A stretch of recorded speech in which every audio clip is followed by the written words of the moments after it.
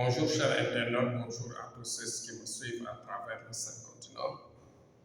Aujourd'hui, Thierno Amadou, comme vous le savez, vient avec un sujet, c'est-à-dire qui incite à faire comprendre qu'il est très possible de rehausser une âme.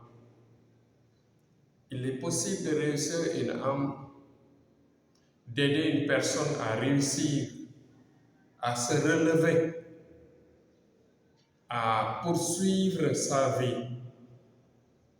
Quelqu'un qui a le désespoir, quelqu'un, surtout par exemple les gens qui vivaient l'opulence, qui vivaient un niveau extrêmement élevé dans la vie, et à un certain moment donné, ils ont un blocage, ils ont chuté de manière brusque, difficile et insupportable.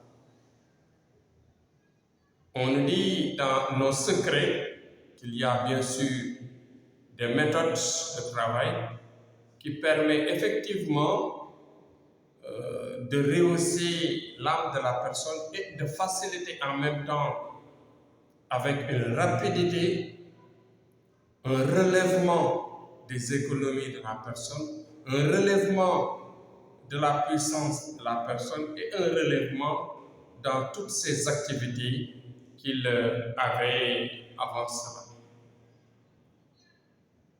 De ce fait, je dis tout simplement que dans cette prière, il suffit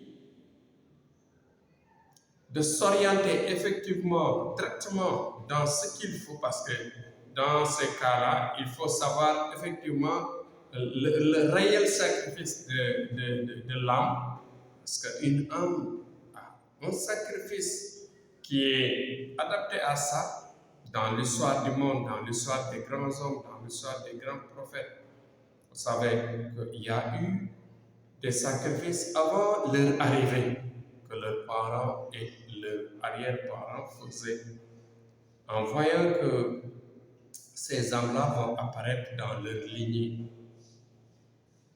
Et maintenant, c'est sur cette lancée de science qu'on a comme secret, par exemple, le travail qu'il faut pour relever une chute d'une âme forte.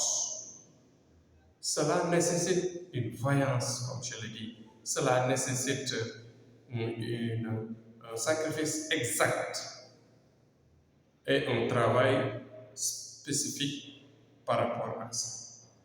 Vous voyez, le travail spécifique, en général, c'est une invocation après sacrifice, une évocation dans la solitude qu'on appelle le khalwa, c'est-à-dire, ça peut être 7 jours de cachette, 11 jours de cachette, 40 jours de cachette. Même 40, il y a 21 jours même de cachette.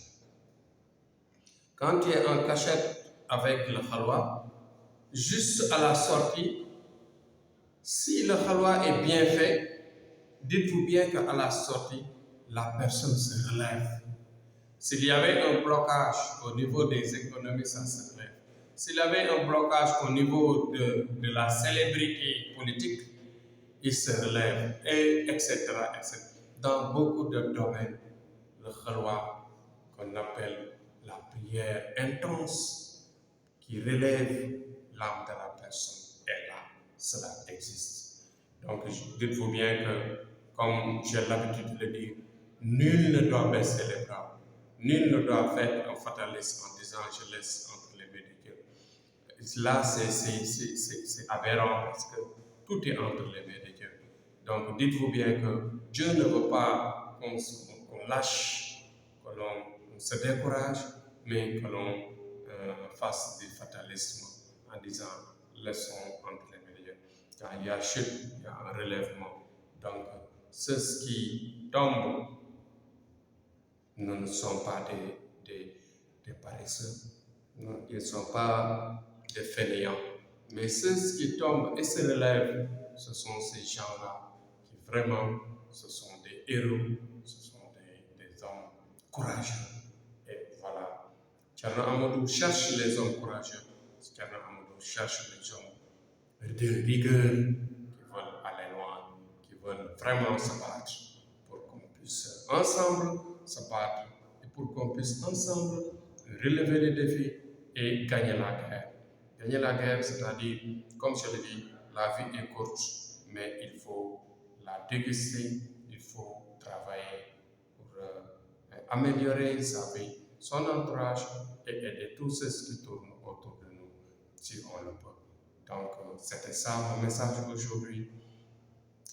Je dirais tout simplement en terminant, vive mon pays, le Sénégal, vive la paix dans le monde. Courage à tous. C'était Thierno Amadou.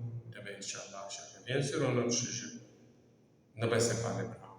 Thierno est là avec sa force et sa volonté de prier.